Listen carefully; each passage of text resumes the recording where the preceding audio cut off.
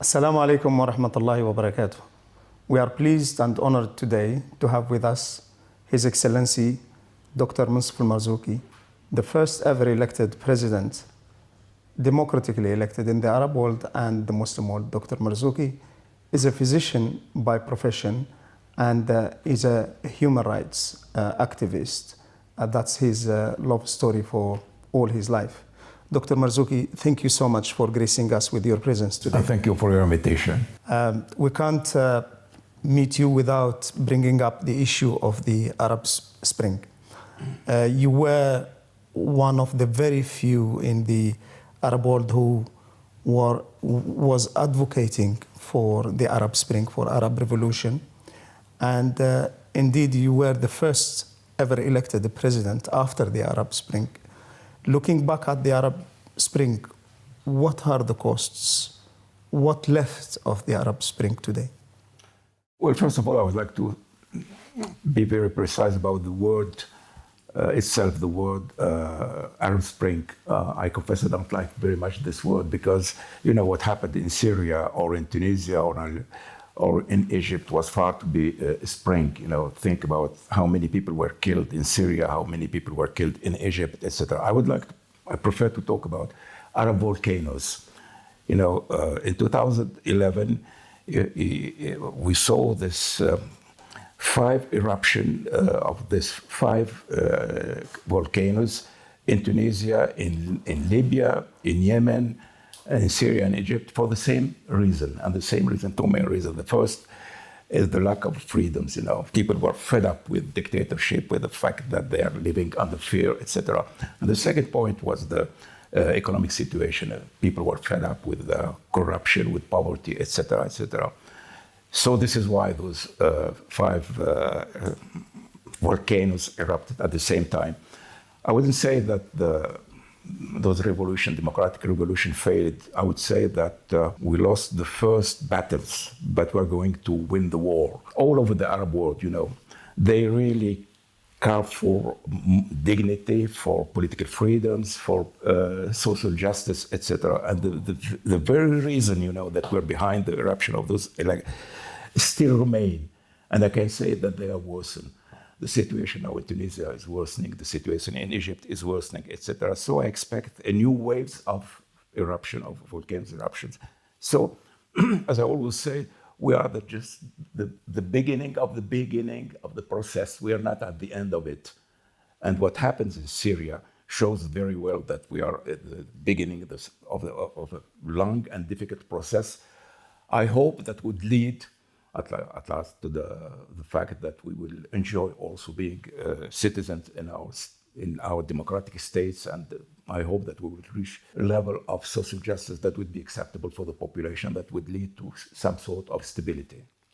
When looking back now and the dust have settled now, when you look at the level of destruction in Libya, the level of destruction in Yemen, in Syria, do you think is a reasonable price to pay for what you call freedom and development? What can we mean by reasonable price? You know, we have to pay a price. All revolution, you know, the cost of all revolution is extremely high. But now look, the price paid by the Chinese for the revolution, by the Russians, even by European, you know, the price of, you know, the cost of liberation from whether it is external occupation or internal occupation. I always call dictatorship as internal occupation. The price is always huge. It's also important. We have to pay it. We don't have the choice. But in Tunisia and, say, Egypt, dictatorship is back. So we paid price, but what is the gain? Well, you know... what is the benefit? I always say that all revolution in the world, you know, they follow the same path. They obey the same laws. And one of these laws is the fact that after a revolution, you have always a counter-revolution. This is everywhere. Everywhere where you have a revolution, you have afterward a counter-revolution. Because, you know, the people, you rose against them. They doesn't disappear. They were just, they remain within the society. They would do everything, you know, to sabotage the process of liberation, and then they would come back. But the other law also of this kind of historical events is that the counter-revolution itself would fail, because the counter-revolution is always a problem, is never a solution. Look what's happened in Egypt, for instance. Okay, now they have had the coup. And the Egyptians, some of the Egyptians were very happy with this coup because they thought they are going to get rid of Islamists, etc. But look at the situation in Egypt now. They have lost all political freedom brought by the revolution, and they didn't gain any social improvement of the situation. This is why I think that Egypt will erupt again. It is the same phenomena in Tunisia. Okay, the counter-revolution, they succeeded to destroy all the benefits of revolution. But the fact is, Tunisia now, they are living under fear. Once again, they are afraid of the police. They have lost all the freedom brought by the revolution, and their situation, the economic situation, didn't improve at all.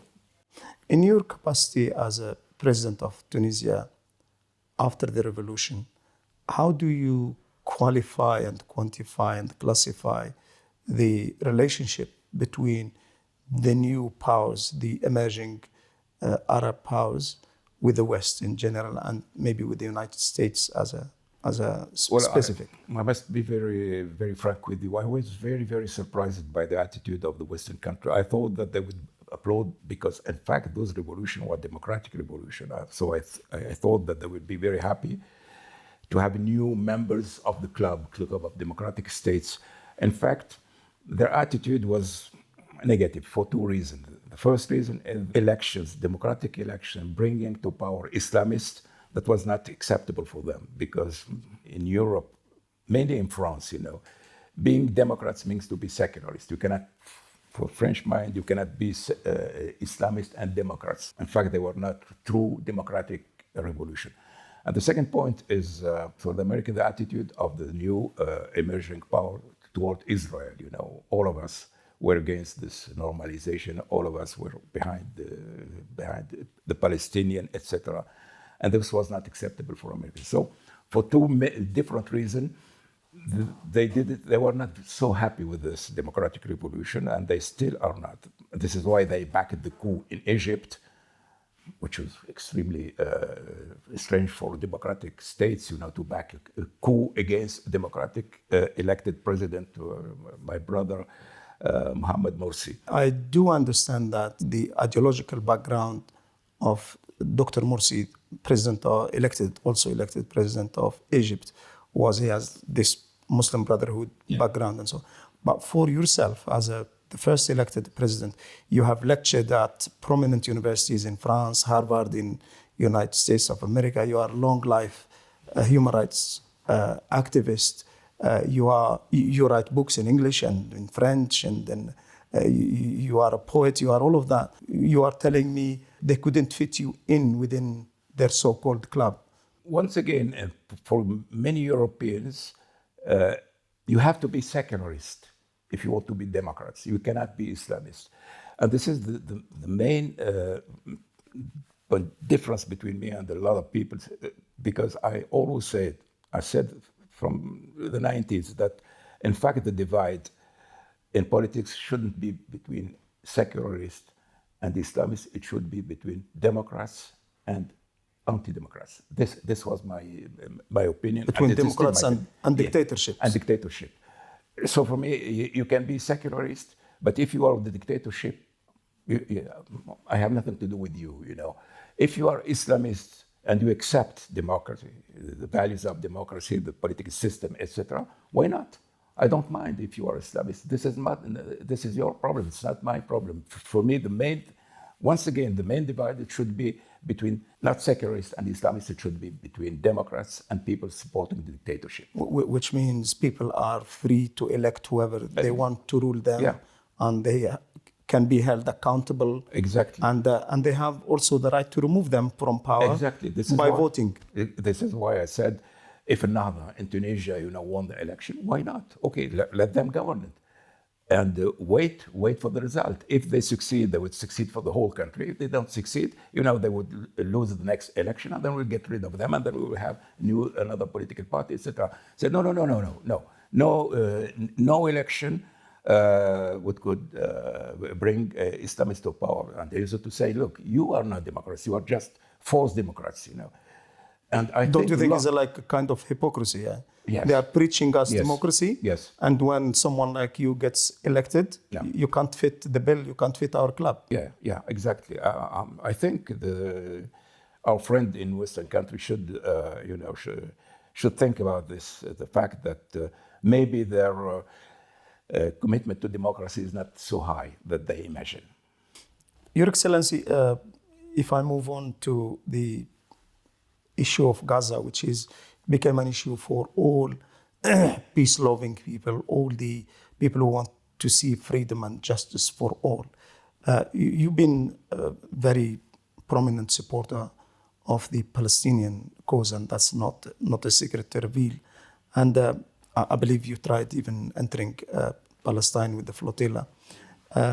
So now, after 15 months of onslaught and of, at least if I use the language of the ICJ, International Justice Court of Justice, there is a substance to ethnic cleansing and war crimes. When you look at it and see the reaction of the Western democratically elected liberal values supporting the genocide machine, what would you say? What would you comment on that? Well, first of all, I would like to congratulate the people of Gaza, because I do think that it's a triumph for them. You know, the fact that they resisted this awful military machine, Israeli military machine, during 15 months, that's extremely, that's a new phenomenon. And I think we can be proud of them. And we can, of course, it's sad to see the situation of Gaza, how Gaza was distracted. That's something difficult to describe, what happened to Gaza. But once again, I think really they are victorious. Now, about the attitude of the West, here I must be a little bit cautious, because we Arabs and Muslims always think that the West is something homogeneous. In fact, the West is not homogeneous. For instance, you see that if you consider just the states, you have states like United States, like France, like Germany, like Britain, we are behind Israel. But you have other countries like Spain, like Ireland, like Poland, etc., were exactly the country they were behind. And I was very, very surprised. I think it was a good surprise to see how many rallies, how many demonstrations, in the Western countries supporting the Palestinian cause. Think about what happened within the American universities, seeing the new generation of Americans, supporting Palestinian. Among them, many Jews also. This is also a very important phenomenon. That means that the Palestinian cause is no longer an Islamic issue or an Arab issue. It's an international, it's a human issue.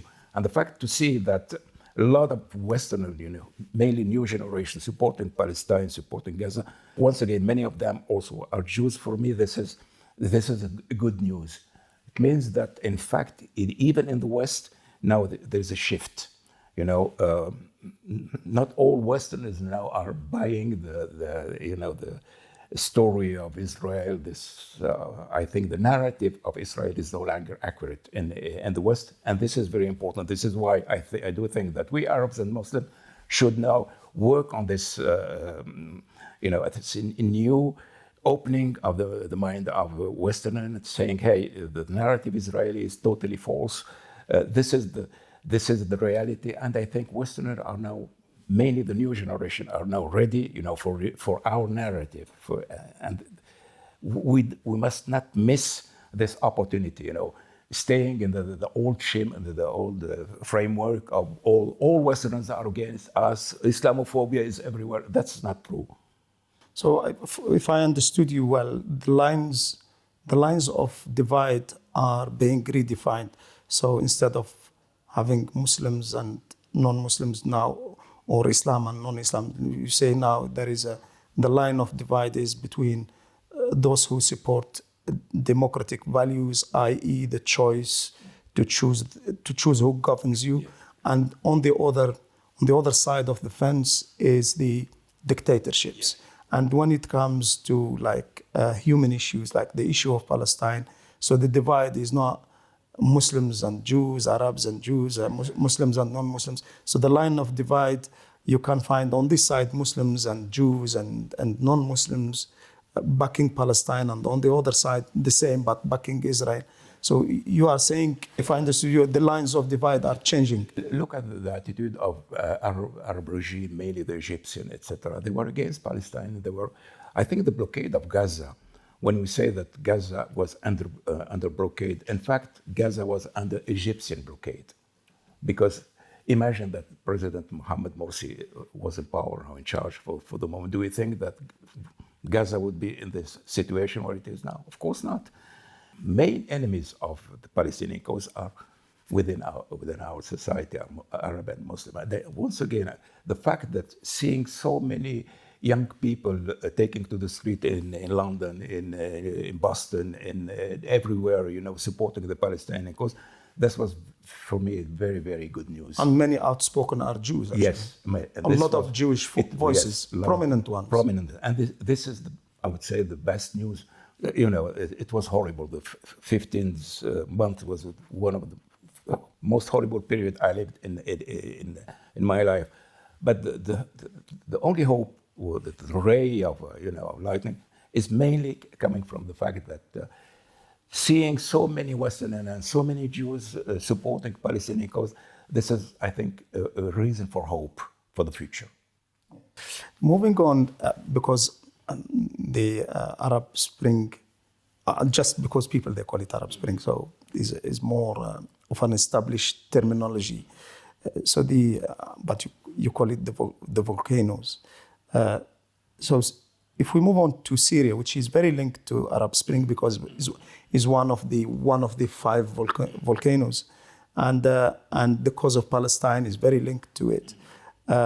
You were the first, and correct me if I'm wrong, the first ever president who cut ties with the Assad regime, and you ordered the Tunisian ambassador to Damascus to come back, and you sacked the Syrian ambassador, and you asked them, you declared them persona non grata. You were the first to cut ties, and after you, a lot of other Arab and Western countries cut ties. So when you look back now and what transpired came out of Sandanaya prison and other places, how do you see your decision and how you see the result? Well, I think I had to do that. Don't forget that the Arab Spring, the so-called Arab Spring, started in Tunisia. And I always thought that if we didn't start this Arab Spring, maybe the Syrian people wouldn't take to the street and wouldn't have, I mean that probably what happened in Syria was partly because of what happened in Tunisia. So I felt in some way responsible as Tunisian of what happened in Syria. And this is why when I saw the way that the government of Syria, the Bashar regime, reacted to the population, with this brutality, with this, kind of violence that nobody could imagine coming from. So, in fact, this regime of Bashar al-Assad was fighting against his own people. So at the time, I decided that enough is enough, and then Tunisia should cut any tie with the Assad regime. And you probably remember that I was attacked by my political opponents for years and years and years, and they're saying, "Hey, Syria is a special case. Syria is something very different from Tunisia because Syria is linked to the resistance against Israel, etc. It's a special case." And I said, no, it's not a special case. Dictatorship is a dictatorship. And the dictator fighting against his own people is a dictator that should be removed, etc., etc. I can assure you that they suffered a lot, not only because what happened in Syria, but because also the harsh attacks against me. So I feel proud of my decision, and I feel relieved what happened now in Syria, because Syria now is a free country. I think that this country has paid a lot of the cost of the revolution in Syria is extremely, extremely important. Just to give you an idea, we in Tunisia, we had our revolution, we had 300 people dead, that's all, and 2,000 injured. Look what's happened in Syria now. To have the right to be people of citizens living with in their country with the state all over. They have paid more than 60 million people. 16 million. Yeah. It's terrible. The price paid by left the Syrians. homes. Yeah. This is why I feel relieved for the Syrian, and I think I'm proud of this decision. Now, people, even in Tunisia, now they understand that at the time I was right to do this, which seemed for many people that's like a treason, or something like this. Your Excellency, now there is a lot of talk about Islam and the West, and if you look at back in the 90s, Samuel Huntington was arguing that is an imminent clash between civilizations, and he stated that Western civilizations and Muslim civilizations not at loggerheads, and they have their destinies to fight each other. And for someone like yourself, as I said earlier, you've been lecturing in many universities, including the prominent University of Harvard. How do you see the future and the relationship between Muslims and Islam and the West, especially now we have a lot of Muslim minorities in Western countries? Well, I might surprise you by saying that, in fact, for me, there are two dangers. Islamophobia in one part, and what I call Westernophobia on the other hand. Because we Arabs and Muslims, some of us, have this Westernophobia. All Westerns are against us. Western values are nothing, etc., etc. And then you have the Islamophobia here, where same thing. Far rights movement in Europe or in America. All Muslims are bad. Islam is bad, etc., etc. So this we have to be very careful about being about Islamophobia and Westernophobia. For me, they are in fact the same phenomena of heterophobia. We don't like the other, because he's different, so we don't like him. Now, so we have to educate our own population in Arab and Muslim world that be careful. All Westerners are not good, are not bad. All Westerners are not against us. All Westerners are not for Islamophobia, etc. Coming to the Islamophobia here in Europe or in the United States, it's a real problem. It's a real problem because it's kind of racism. It's a new kind of racism. We have to fight it. Now, the attitude of Muslims in Western country, I think, I'm quite sure that they should be good citizens of their country. They obey the law of the country where they live. Be, I wouldn't say the best citizens, but good citizens to have. Yes, my daughter wrote a book, Islam, religion, American religion, because Islam is now an American religion. Islam is a British religion. Islam is a French religion. It's one of the component of the society. So my advice to Muslim is be good citizens.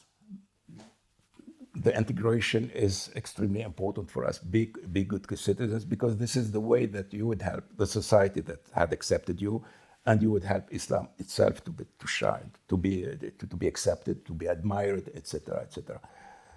What I'm afraid of, once again, is